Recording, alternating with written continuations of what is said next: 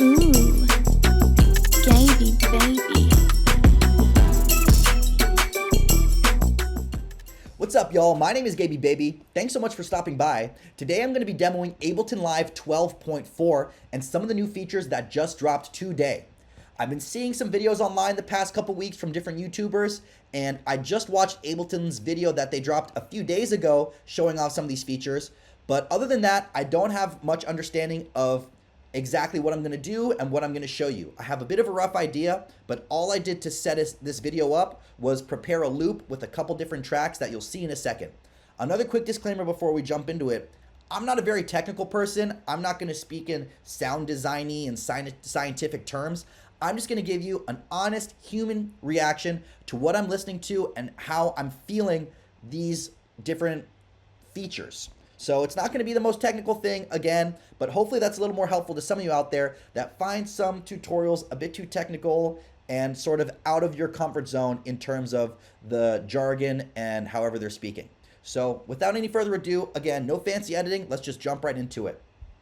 So before I play anything, I wanted to take a quick look at Learn View, which is their updated way of sort of getting you familiar with Ableton Live. They had this info view at the bottom left that you could kind of hover over different parts and it'll give you an idea of what you're looking at.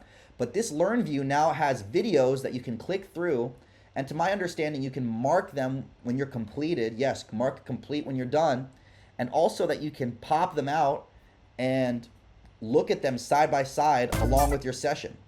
Boom, boom. So here's just a little quick look at a video. Sounds in other videos.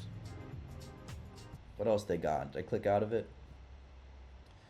Got different lessons, playing with live, tour of the interface, session versus arrangement view, right? So maybe some things that are more helpful for beginners, but also I'm sure if you're a more seasoned producer in Ableton Live, a lot of these can be pretty helpful to you as well.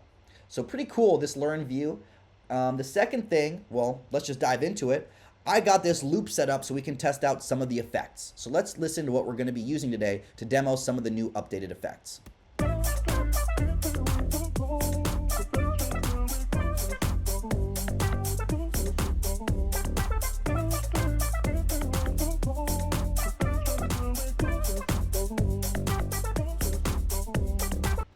Pretty simple loop. It just has 5 elements. It has this percussion element, drums, a bass line, a vocal element, and a synth.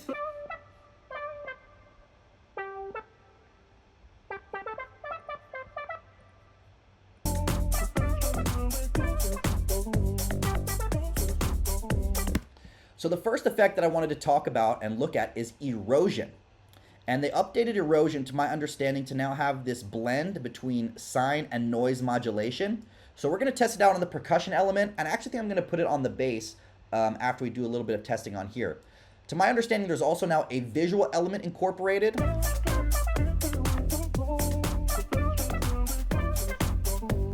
So you can kind of see here, it sort of has a visualization of that frequency range that you're modulating and the width of it.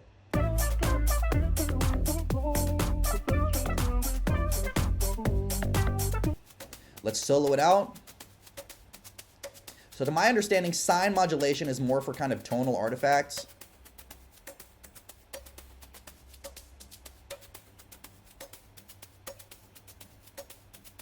You can also modulate the width and the stereo width. Here it is. This adds stereo width by morphing from a mono to a stereo modulation source. Interesting. I can definitely hear some width there. Here it says this sets the width of the filter applied to the noise in octaves. Interesting. So let's try a little bit of a wider modulation. Let's do some noise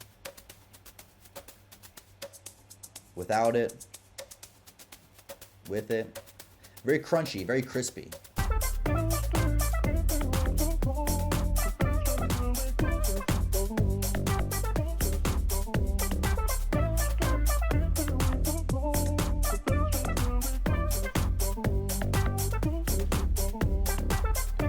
And I'm actually hearing that with and without some of this modulation, it does kind of give it more of a stereo feel.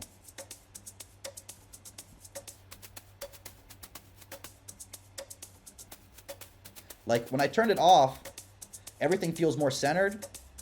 Back on, I can really hear some erosion, I guess you would call it, in both my ears. Interesting.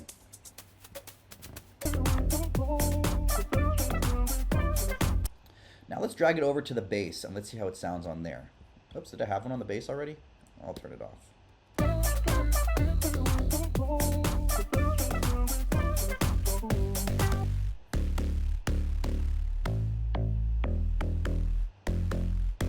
Oh yeah, definitely gives it some girth.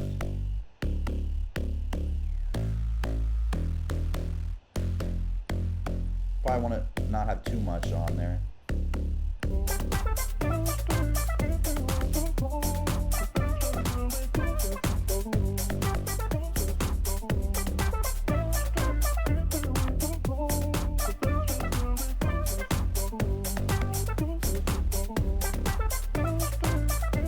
Pretty cool. I like the visual element of that. Very interactive, I guess you could say. Yeah, very cool. I like how they updated Erosion. The next thing we're going to check out is Chorus-Ensemble. So the Chorus-Ensemble effect has some new parameters to my understanding. This time and taps section. This time basically gives you a fixed delay time, and the tap modulation kind of sets the amount of delay taps happening to your chorus effect. So I'm just going to play around with this real quick, and let's see what we can come up with.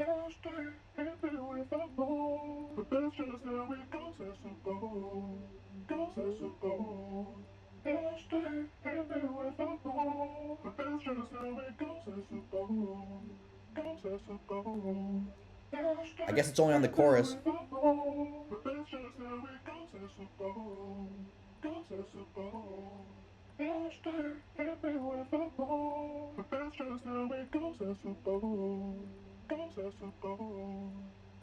So a lot tighter there. Let's see how this sounds on the synth. I already have the delay set up to play around with on the synth, but not the chorus.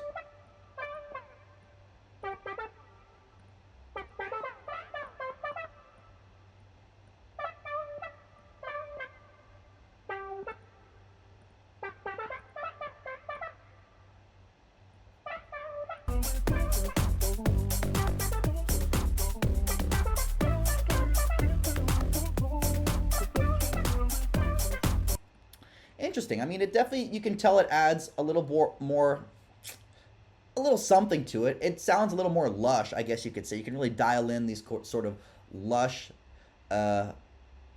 sort of harmonics to it, which is pretty cool. I'm talking about the bass.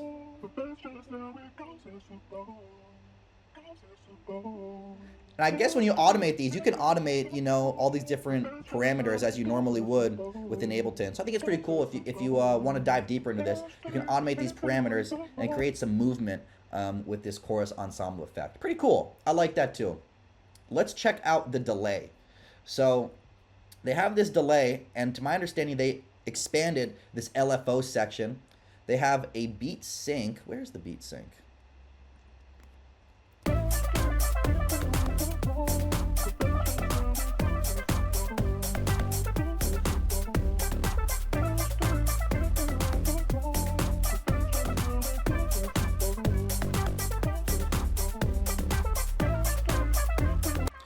You can also choose different waveforms of this modulation, this LFO modulation.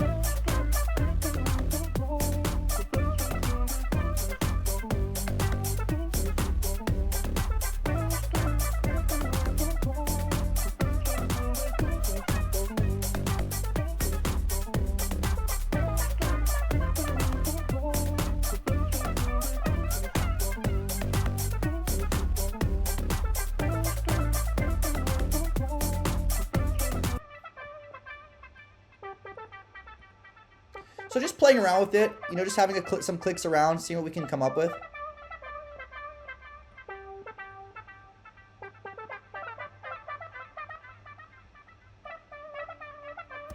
So very interesting, I guess, from a sound design perspective, what you can do with these new features. I'm probably never going to use it too much, to be honest, but you know, it's pretty cool that they're expanding these features, and it's not so intrusive and in the way. You know, you can open and close this menu. The delay looks exactly the same. I don't recognize this freeze button though. What is this freeze? Enabling freeze causes delay to endlessly cycle the audio, which is buffer. Maybe I haven't noticed it before. But let's see what this does when I click it.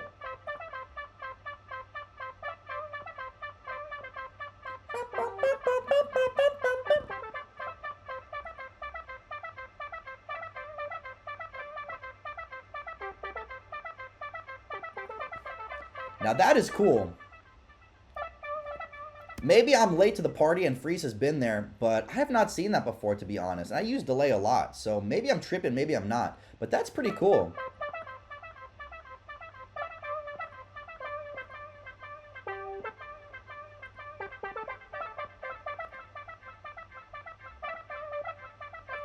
That's cool. You can keep a static delayed element going.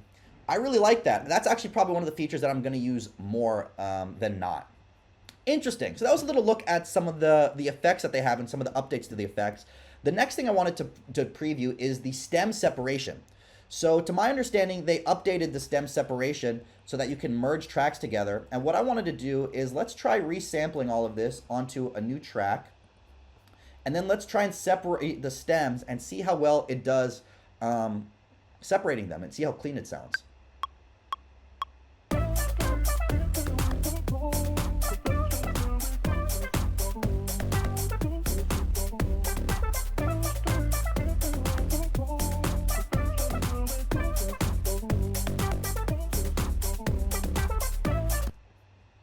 So now we got this all on its own audio track.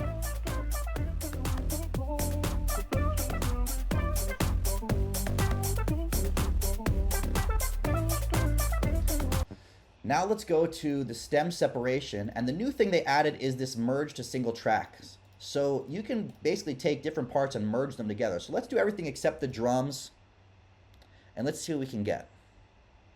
Because I know that this shaker is kind of a little bit, adds some sort of grit to it.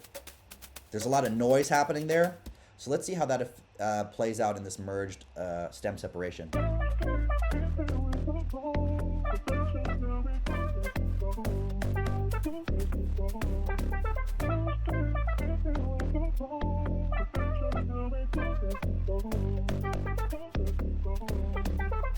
Interesting. So it's like I was kind of estimating. It's having some trouble separating out the shaker, because let's just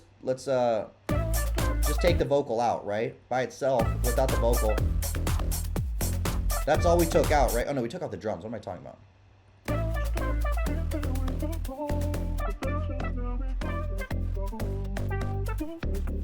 So it looks like it actually is trying to take away some of the shaker. Let's try and well, let's do it without the vocal or without the drums and the shaker. Let's see how that sounds.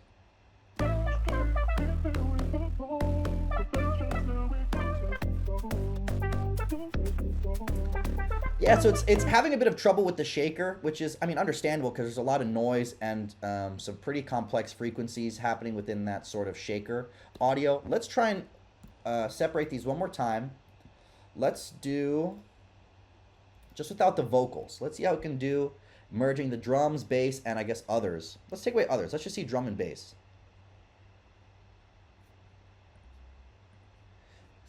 Bless me.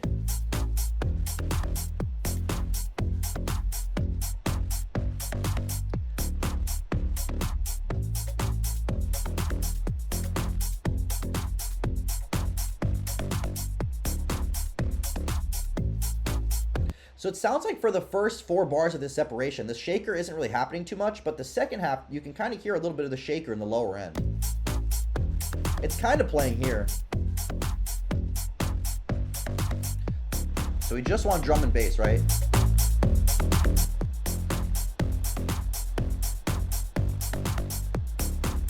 Now let's hear the separated version. That actually wasn't as bad as before. So here's the original, and here's the merged separated audio. We're losing some of that high end, and yeah, we're definitely losing a lot of high end.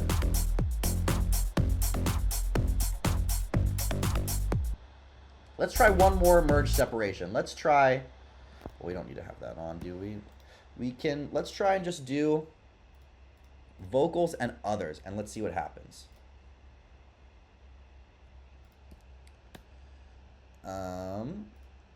Let's see what it classifies as others. So we're getting some of the vocals, we're getting some of the synths, and we're getting a bit of the shaker. What am I doing? There we go. So yeah, you see that shaker is kind of peeking through. Not here. But there it's coming in.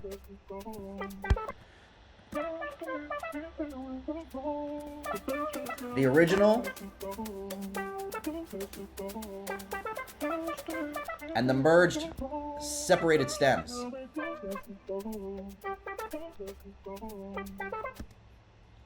All right.